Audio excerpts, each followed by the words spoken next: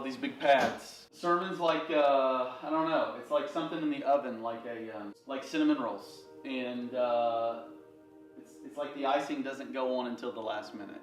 And the Lord always gives me something fresh on Sunday morning. So I'm thinking about it all week long, and then the icing Sunday morning. So here we go, launch day, Real Life Church. Well, it's an exciting day. September 9th. This is kind of the day we've been marching toward for 9 months. And I think what's so amazing to me about the story of Real Life Sango is really how it came about. These 4 pastors that had a brotherhood together. They each had a common burden to see a new church planted in Sango, and they met for months and prayed and had other ministry leaders that were with them, and this was months before I was ever on the radar or planting this church was ever on my radar. And that's what I love is this. It wasn't my idea, and it's been a beautiful journey to step into something that God was already doing, that people's hearts were already aligning to. And it's been a peaceful journey. I mean, don't get me wrong, church planting is heavy lifting. It's been hard work. It's crazy hard work. But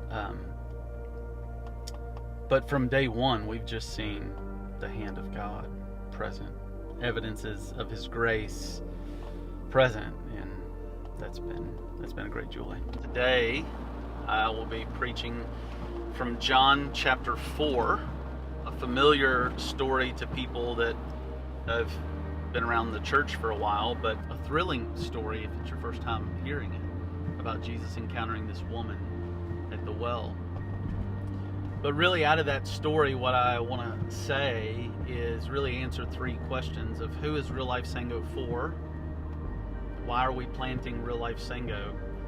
And how are we going to plant Real Life Sango? The only thing that's going to be perfect about today is the love of Jesus. That's the only thing that's going to be perfect. So all the perfectionists in the room, we just kind of roll it over. It's going to be perfect.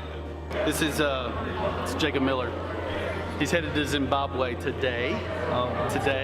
Yeah. And he's going to be there for 3 months, and we're praying for him. So we're super excited that on launch day of Real Life Sango, we're launching him to the nations. Yeah. So pray for Jacob Miller.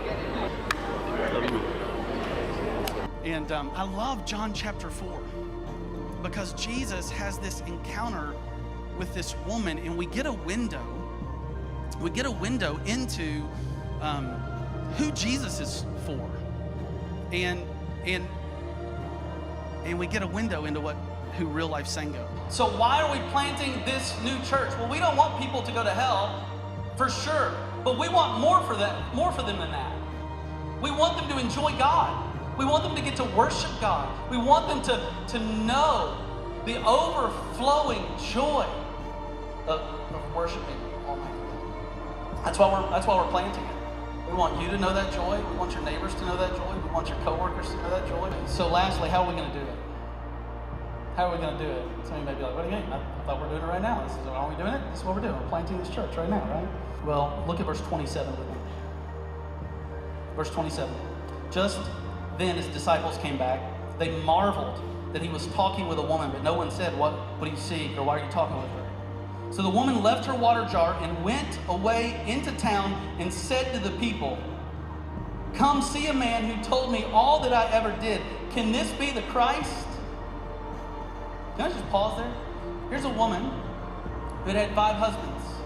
She had one encounter with Jesus, and she started telling her Jesus story. Isn't that amazing? Some of us, man, we're clothed down in shame. We've got to throw the shame off. Some of us were like clothed down in fear, and we've got to throw the fear off. You don't need like a 6-week discipleship course, and you don't need to hear like 50. You need to encounter Jesus and let him comfort you, and then tell somebody about his comfort.